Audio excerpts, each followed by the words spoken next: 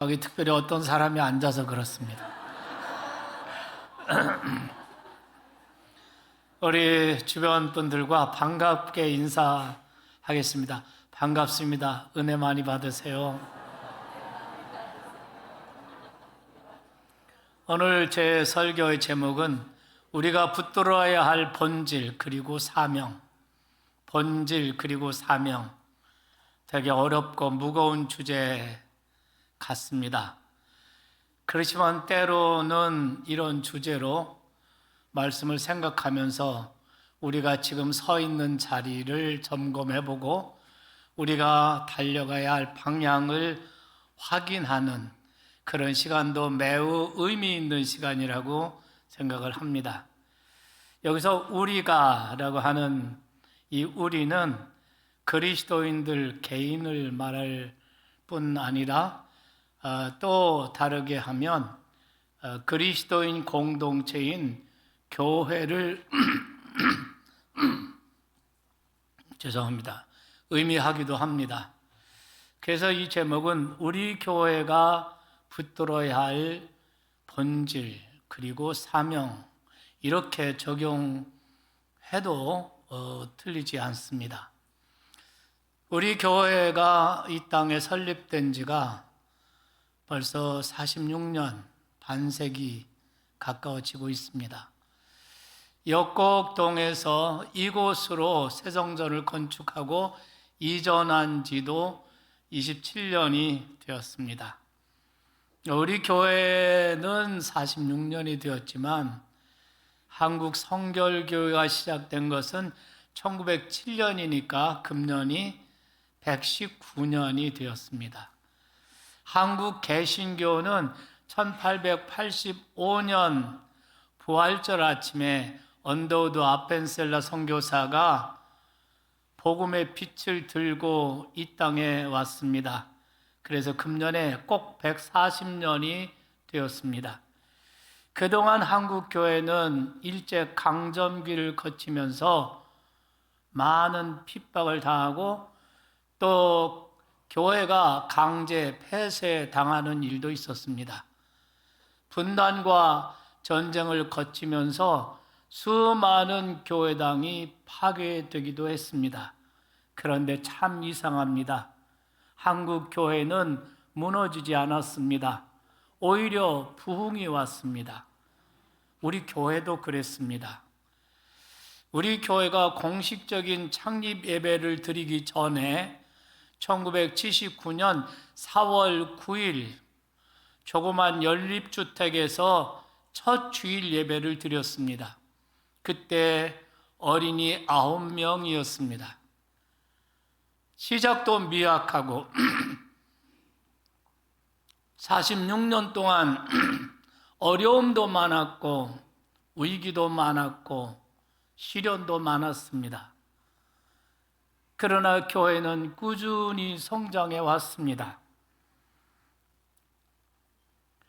지난해에는 여러분이 아시다시피 지난해에는 지역 교회들이 다 부러워하고 우리 교단 분들이 부러워하는 아름다운 목회 승계를 이루었고 이제 우리 담임 목사님을 중심으로 해서 비전 29, 액트 29를 꿈꾸면서 50주년, 60주년을 향하여 나아가고 있습니다.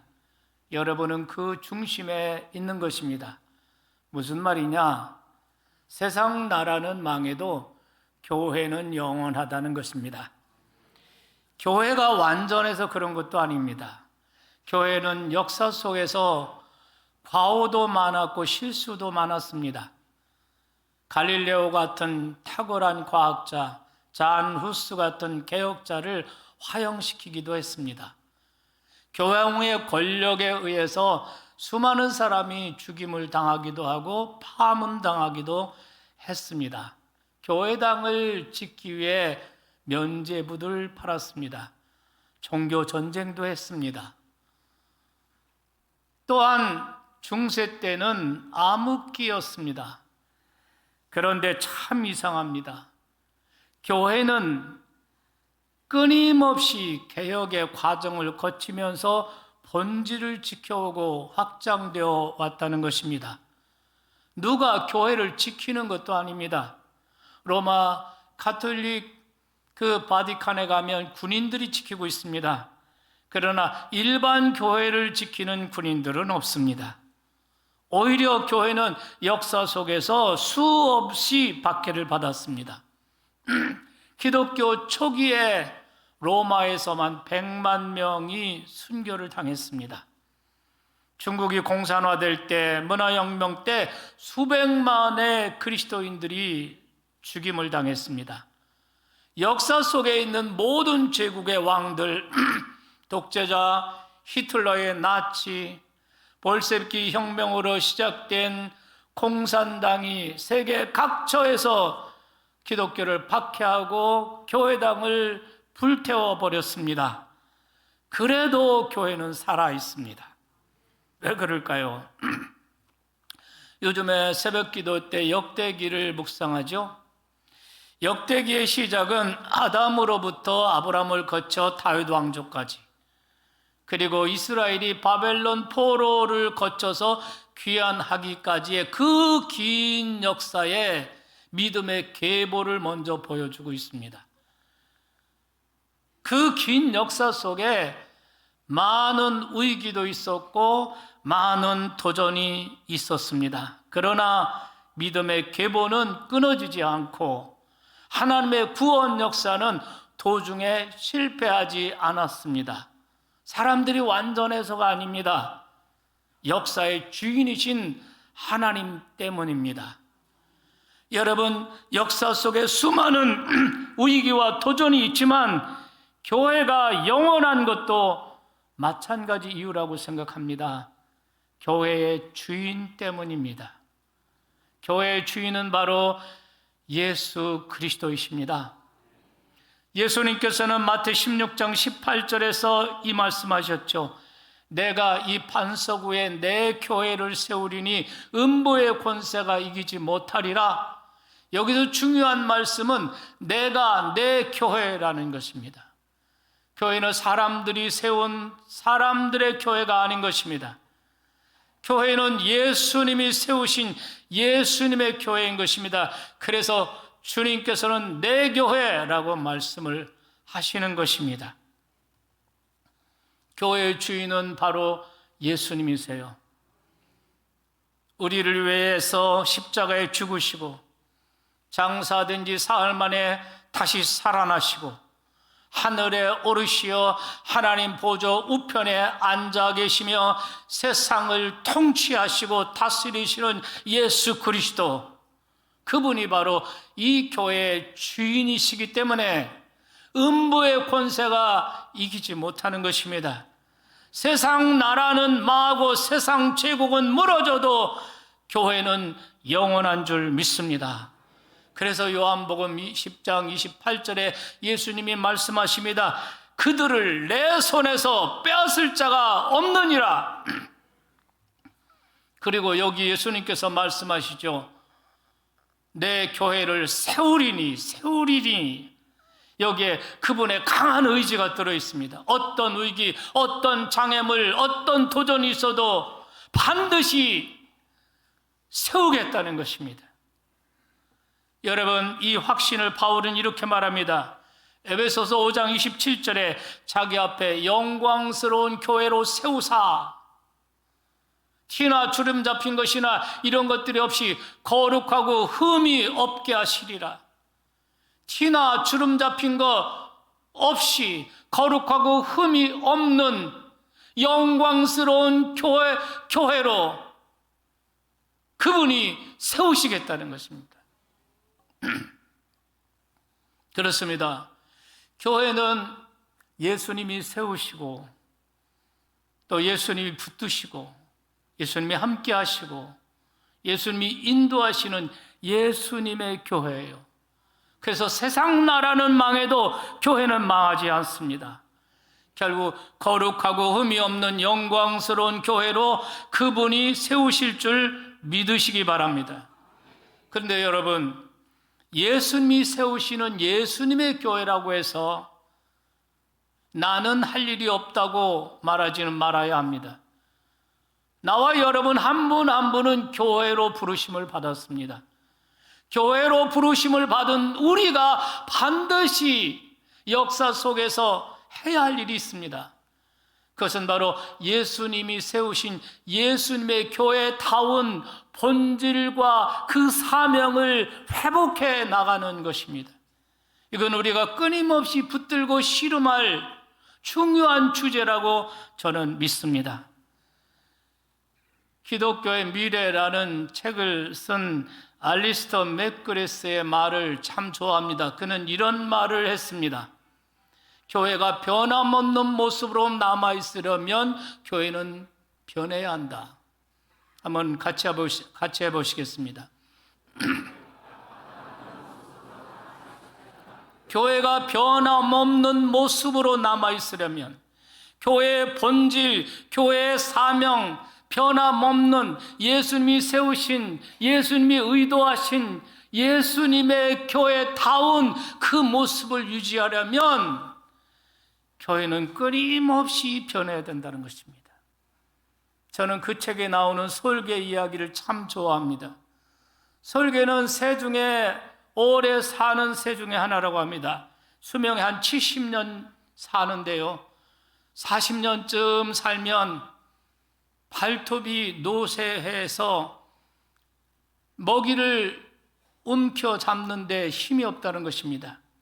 그리고 부리도 쓸데없이 너무 길어지고 깃털도 무거워지고 그래서 날기조차 힘들어진답니다. 이쯤 되면 솔개는 둘 중 하나를 택해야 합니다.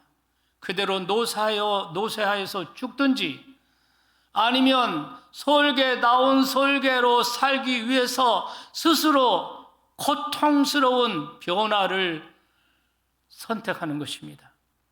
만일 이 솔개가 솔개다운 솔개로 살기 위해서는 그렇게 결정했다면 바위 높은 언덕으로 올라가서 그곳에 둥지를 짓고 그곳에서 고통스러운 변화를 시작하는 것입니다. 자기 부리로 바위를 막 쪼아서 부리가 깨지고 다 뽑혀지게 만듭니다.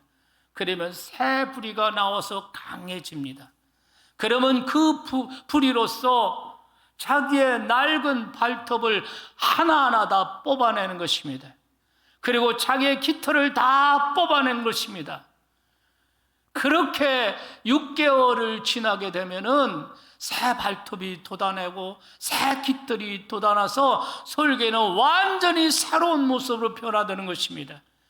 그렇게 되면 이제 정말 30년을 솔개다운 모습으로 더 30년을 산다는 것입니다. 우리 교회는 솔개처럼 변화해야 합니다. 우리 교회는 전통을 충실하되 전통주의에 빠지지 말아야 합니다. 처음 것을 계승하고 받되 그것에 머물지 말고 발전해 가야 합니다. 시대의 변화에 민감하게 적응하되 본질을 잃어서는 안 됩니다. 그렇다면 이 시대에 우리가 끊임없이 변함없이 시대의 변화와 상관없이 우리가 붙들고 씨름해야 될 우리의 본질 그리고 사명 무엇일까요? 먼저 오늘 예수님의 말씀 속에서 우리가 발견하게 되는 우리가 씨름하고 우리가 붙잡아야 할 본질, 그것은 바로 우리가 예수님의 사람이 되는 것입니다. 여러분 35절에 보면 예수님이 하신 일들이 나오고 있습니다. 35절 보세요. 예수께서 모든 도시와 마을에 두루다니시다 그들의 회당에서 가르치시며 천국 복음을 전파하시며 모든 병과 모든 약한 것을 고치시니라. 여기 세 개의 동사가 나옵니다. 가르치시며 선포하시며 고치시니라. 이 세 가지 동사가 바로 예수님이 하신 일, 예수님의 3대 사역인 것입니다. 이 사역을 우리가 해야 하는 것입니다. 그러나 그 이전에 예수님께서는 더 중요한 본질에 대해서 말씀하고 계십니다. 그것은 바로 우리가 예수님의 사람이 되는 것입니다. 여러분, 하나님은 우리가 무엇을 하느냐, 어떤 일, 무슨 일을 무엇을 하느냐, 이 doing보다 하나님께서는 우리가 어떤 존재가 되느냐, 이 being에 대해서 더 많은 관심을 가지십니다. 사역이 중요하지 않다는 것이 아닙니다. 사역 훈련도 받고 사역에도 열심히 참여하시기 바랍니다. 그러나 그 이전에 예수님의 마음을 가진, 예수님의 영성을 가진 예수의 사람이 되는 것이 중요한 것입니다. 이것이 본질인 것입니다. 그렇다면 여러분, 오늘 본문을 통해서 우리가 발견하는 예수님의 마음, 예수님의 스피릿은 무엇이었습니까? 35절이 예수님이 하신 일들을 보여준다면 36절은 그 일을 행하시는 예수님의 마음을 보여줍니다. 36절 다시 보실까요? 무리를 보시고 불쌍히 여기시니, 이게 예수님의 마음입니다. 시대를 보고 무리를 보고 불쌍히 여깁니다. 이 불쌍히 여기다, 이 헬라어 단어에는 내장, 창자, 심장 이런 뜻이 있습니다. 이 기관들은 전부 다 내면의 감정이 나오는 내면의 기관들이죠. 그러니까 그들을 보시고 불쌍히 여기시며, 이 불쌍히 여기다, 이 말은 단순한 동정심을 말하는 것이 아닙니다.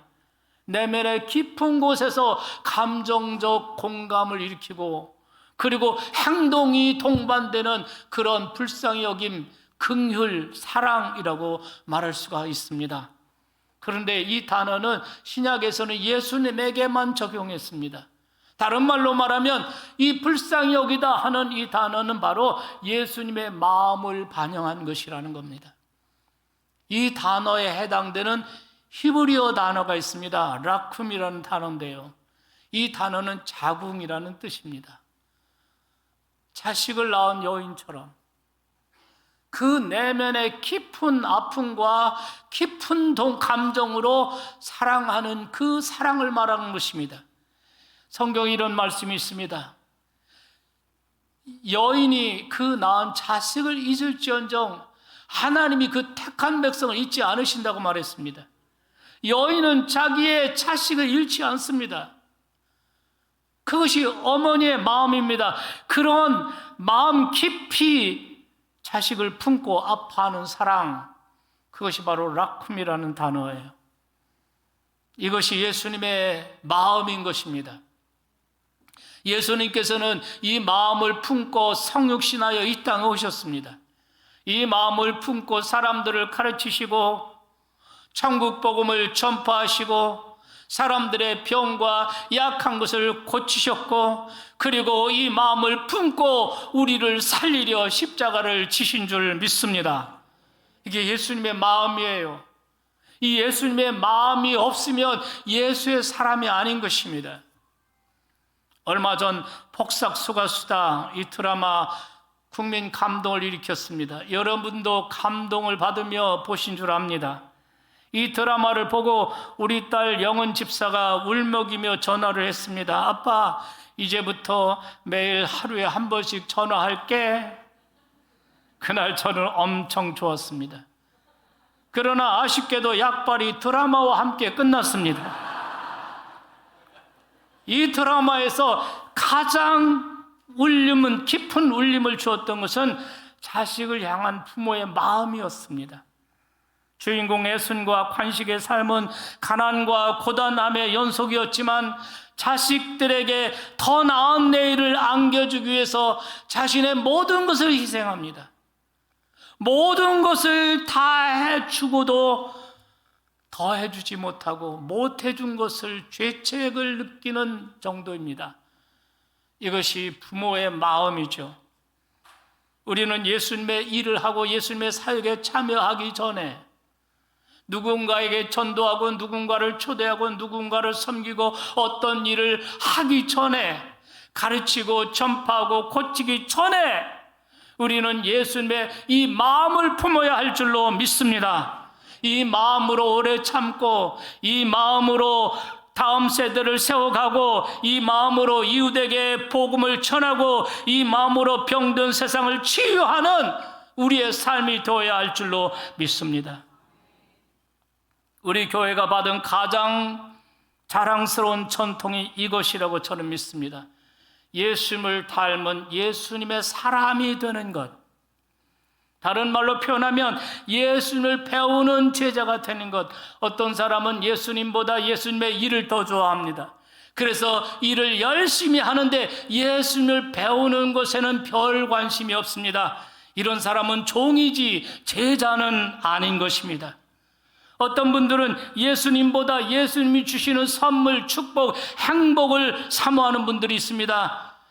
이런 분들은 신앙의 본질을 놓치고 있는 것입니다.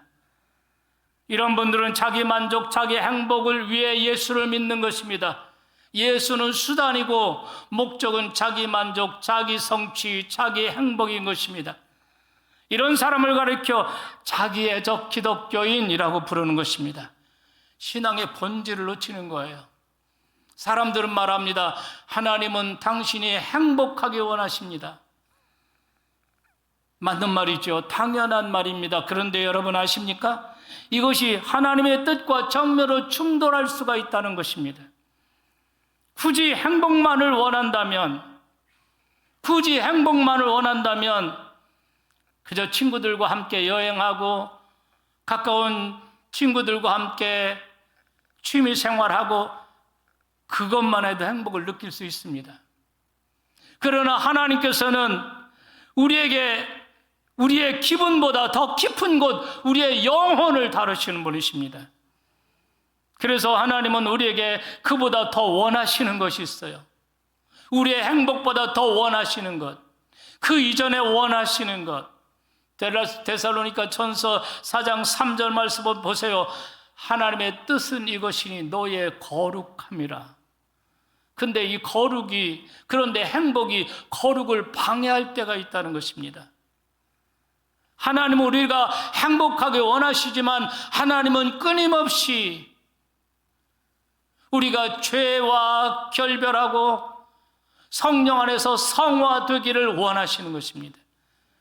하나님 우리가 행복하기를 원하시지만 하나님은 끊임없이 우리가 죄와 전쟁하고 싸우도록 요구하시며 자기 십자가를 지고 순종하라고 명령하십니다. 왜 그러실까요? 그분이 우리의 행복을 원하시는 것이 아니기 때문에 싫어서가 아닌 것입니다.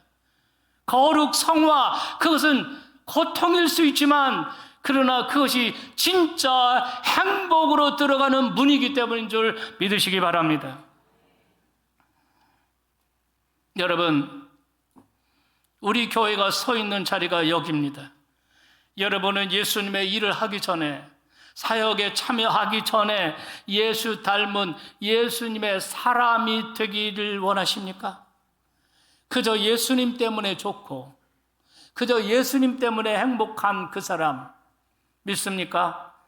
이것이 성경 최고의 가치요, 우리 교회 최고의 자랑스러운 비전인 줄로 믿습니다. 예수 닮은 예수님의 사람 되는 것. 그렇다면 그 다음 우리가 붙잡아야 할 사명은 무엇일까요? 시대가 변해도 변함없이 우리가 끝까지 붙잡고 나가야 할 사명, 그것은 바로 우리가 추수의 일꾼이 되는 것입니다. 여러분, 지금까지는 사람들을 사랑하신 예수님을 보았다면 이제 예수님이 사랑한 사람들을 우리가 바라보아야 합니다. 그들의 영적 형편이 어떠합니까? 그들은 영적으로 어떤 형편에 있습니까? 36절에 이렇게 말씀하시죠. 이는 그들이 목자 없는 양과 같이 고생하며 기진함이라 그랬어요. 양은 어떻게 생각하면, 아주 목가적으로 생각하면 우아하고 근사하고, 그러나 실상을 알고 보면 양은 냄새나고 지저분하고 우둔하고 겁이 많고 이런 동물입니다. 그런데 성경은 인간이 양과 같다고 말했습니다. 베드로전서 2장 25절 너희가 전에는 양과 같이 길을 잃었더니 라고 말하고 있습니다. 여러분, 우리 교회는 예수님이 사랑한 사람들을 보셔야 합니다. 예수님이 불쌍히 여기시며 민망히 여기시며 바라보시고 있던 그 사람들, 목자 없이 길을 잃은 사람들을 우리 교회는 우리 민족에게서 보아야 합니다. 우리 민족은 반만년의 역사를 가진 자랑스러운 민족입니다. 그러나 우리 민족은 오랫동안 하나님 없이 살았습니다. 사실 북한은 남한보다 예수님을 잘 믿는 곳이었습니다. 1907년 대부흥이 일어난 곳도 원산, 평양 이런 곳이었습니다. 분단 이전에 북한에는 2700여 교회가 있었습니다. 평양에만 270개 교회가 있었습니다. 그때 서울에는 교회가 100개도 안 되었습니다. 그때만 해도 북한이 잘 살았습니다. 자원도 많고 전기도 많고. 그런데 분단 이후 북한이 무너졌습니다. 이유는 두 가지입니다. 그들이 목자이신 하나님을 버렸습니다. 둘째는 그들이 잘못된 공산주의를 받았습니다. 그러므로 북한이 회복되려면 다른 방법이 없습니다. 잘못된 공산주의 주체사상 버려야 합니다. 그리고 영혼의 목자이신 하나님께로 돌아오는 것입니다. 그 일을 위해서 우리가 할 일, 첫째 기도입니다. 북한 선교, 북한의 2700만의 영혼들, 북한이 개방되도록 우리가 끊임없이 포기하지 말고 기도해야 할 줄로 믿습니다. 두 번째로는 우리가 끊임없이 우리의 방법을 찾아서 끊임없이 북한 땅에 예수 그리스도의 복음을 흘려보내야 하는 것입니다. 여러 가지 방법이 있는데 그 중 하나가 전파 선교예요. 우리 담임 목사님이 방송 설교라는 것은 다른 것이 아닙니다. 북한에 복음을 전하는 것입니다. 북한 선교를 시작한 것입니다. 여러분이 기도의 후원자, 물질의 후원자들이 다 되어주시기를 주의 이름으로 축원합니다. 또 하나 우리가 할 수 있는 것은 이미 우리 곁에 가까이 다가와 이웃으로 살고 있는 탈북 주민들, 세터민들, 그들을 예수님의 마음으로 섬기고 그들에게 복음을 전하고 그들을 훈련해서 하나님의 때를 기다리는 것입니다. 하나님의 때가 차면 생각지 않게 기적적으로 북한이 열리게 될 줄 믿습니다. 그리고 그들이 복음을 전하는 복음의 용사들이 될 줄로 믿습니다. 저는 믿어요. 어느 날 갑자기 기적처럼 그날이 올 것이라고 저는 믿습니다. 여러분, 우리 교회가 목자 없는 양들, 길을 잃고 헤매고 기진하는 양들을 첫째는 우리는 우리 민족에게서 보았습니다. 그리고 두 번째 우리는 아시아 대륙에서 길 잃은 양들을 보았습니다. 아시아 대륙은 세계 인구의 60%를 차지하고 있지만 그들은 영적으로 목자 없는 양과 같이 기진하며 고생하고 있습니다. 여러분, 아시아를 한번 전체적으로 생각해 보세요. 아시아, 동남아시아, 가까운 동남아시아, 여기는 오랫동안 불교가 사람들의 영혼을 지배하고 있습니다. 여러분, 이란, 이라크 이런 땅에 있는 중동 국가들, 그리고 서아시아, 그리고 인도 차이나 반도의 말레이시아나 혹은 인도네시아나 이런 나라들, 그리고 여러분 중앙아시아, 스탄자 붙어 있는 중앙아시아들, 이 모든 지역은 이슬람의 영에 사람들이 지배를 받고 있습니다. 14억 2천만의 인도는 카스트와 힌두의 영이 지배를 받고 있습니다. 한마디로 아시아는 사탄의 견고한 진과 같습니다. 아시아에는 2658 종족이 살고 있습니다. 그러나 그 중에 60% 1607 종족은 아직 미전도 종족으로 남아 있습니다. 아시아의 복음화율은 3분의 3.1%에 지나지 않습니다. 아직도 97%의 영혼들이 목자 없이 길을 잃고 있습니다. 저는 여기에 아시아 선교의 필요성과 긴급성이 있다고 믿습니다. 아시아 선교 없이, 아시아 복음화 없이 세계 복음화 완료될 수 없습니다. 예수 그리스도의 피 묻은 복음이 마지막 시대에 아시아에서 꽃피게 해야 할 줄로 믿습니다. 우리는 눈을 열어 예수님이 바라보신 사람들을 봐야 합니다.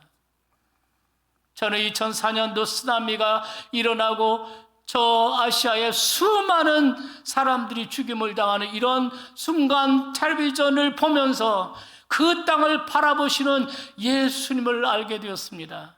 민망히 여기시고 불쌍히 여기시고 사탄의 견고한 징과 같은 그 속에 사는 세계 인구의 60%가 그 속에 살고 있습니다. 여러분, 그들을 볼 줄 알아야 돼요. 그들을 불쌍히 여기는 마음, 그들을 민망히 여기는 마음을 가지고 그 긍휼과 사랑을 가지고 복음을 전해야 할 줄로 믿습니다. 저는 우리 교회가 큰 교회라고 생각하지 않습니다. 그러나 저는 우리 교회가 보통 교회는 아니라고 생각합니다. 우리 교회는 아시아를 받은 교회입니다. 여러분, 우리 교회, 조그만 우리 교회가 아시아에 수많은 선교사들 보냈습니다. 83명의 선교사를 훈련해서 배출했습니다. 그리고 우리 한국 선교사 8명을 포함해서 모두 64명의 선교사들이 아시아 각지에 나가서 그 64가정들이 복음 선교를 하고 있는 것입니다. 제가 9월달에 네팔 지역을 순회하게 될 텐데요, 여러분 기도 많이 해주시기 바랍니다. 네팔에 하나님의 복음의 부흥이 역사가 일어나고 있습니다. 그 사람들 2시간, 3시간 동안 찬송하며 기도하며 마치 우리 한국 초기 교회 때와 같은 그런 불이 붙고 있습니다. 그들을 순회하고 그들을 격려하고 그들을 세워가기 위해서 여러분 기도해 주시기를 바라겠습니다. 우리 교회는 큰 교회는 하지만 보통 교회가 아닙니다.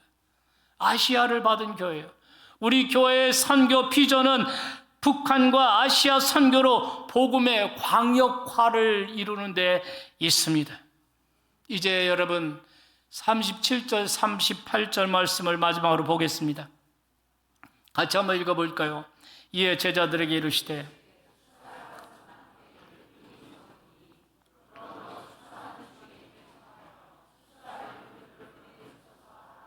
예수님은 목자 없는 양들을 보시기만 한 것이 아니라 그들을 불쌍히 여기시는 것만이 아니라 추수할 일꾼, 그들을 추수할 일꾼을 부르고 계십니다.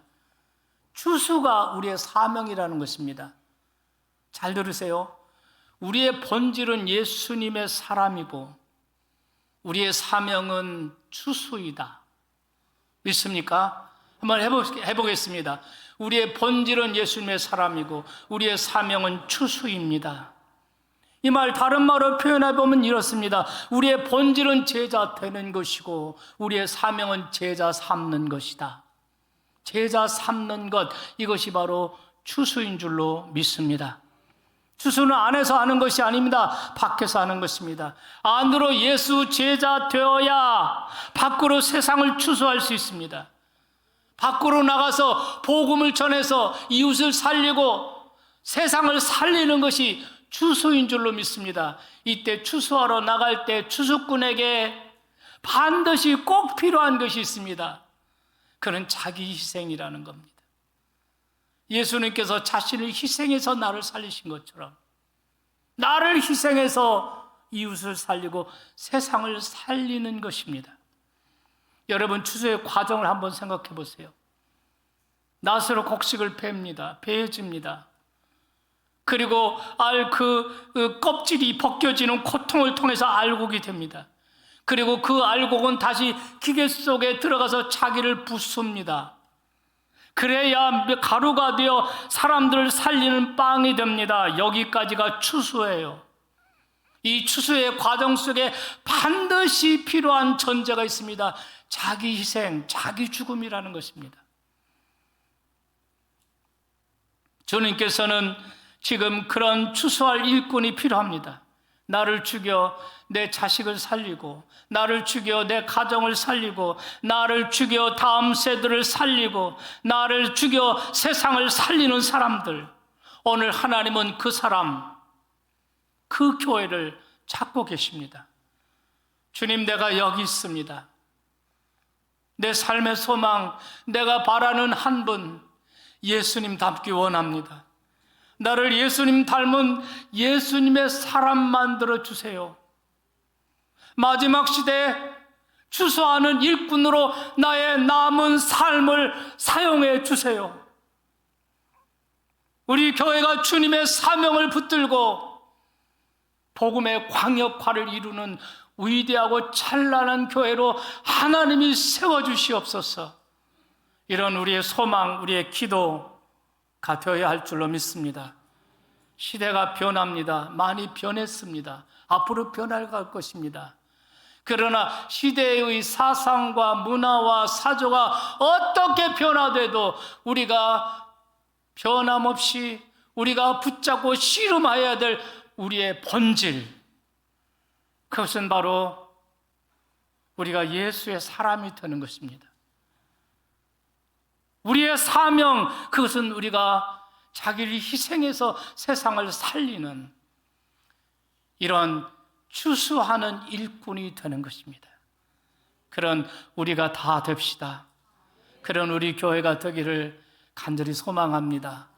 이제 우리 다 같이 일어나서 찬송할 때 예수 닮기를 이라는 찬양인데요, 이 찬양할 때는 예수님 묵상하면서, 예수님 생각하면서, 예수님 닮고 싶다고 간절한 소망을 가지면서 이 찬양을 했으면 좋겠습니다.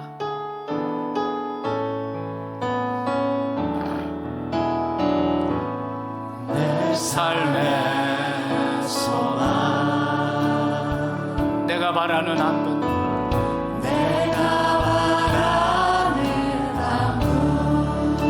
예수 닮기를 내가 원하네. 예수 닮기를 내가 원하네. 하옵는 사랑,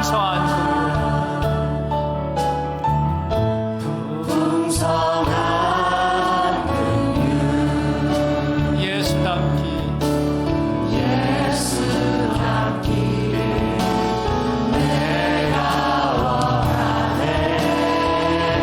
예수 닮기를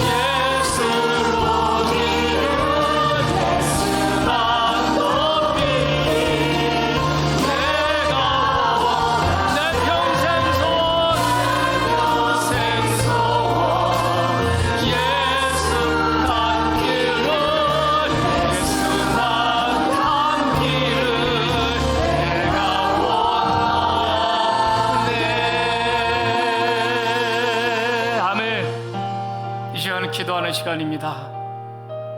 내 삶의 소망, 내가 바라는 한 분, 예수님 닮기 원합니다.